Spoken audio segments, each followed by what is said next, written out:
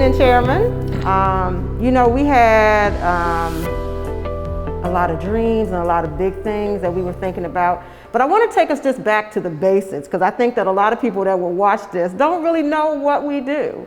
So talk about the work that we do, why it's important to the public, for people that may not understand what it is that we do.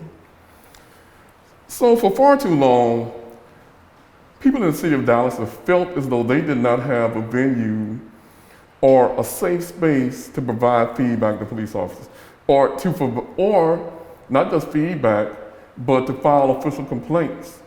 Not only filing complaints, but also giving recommendations of how the police department can be better. And so one of the things that this board and office does is, one, it provides a safe space for residents to file complaints against police officers if they feel they've been treated unfairly or they feel their civil rights have been violated. And it also provides some means for them to provide feedback on the department.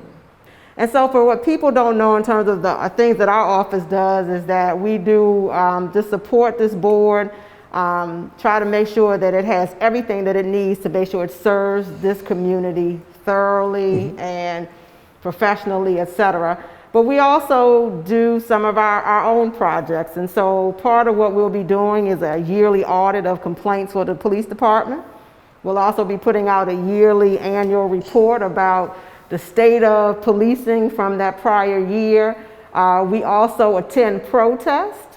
We also take complaints. So if you feel uncomfortable and don't want to go to the police department, you can call our office, email our office. Once the city hall opens back up, you can come into our office and file your complaint with us.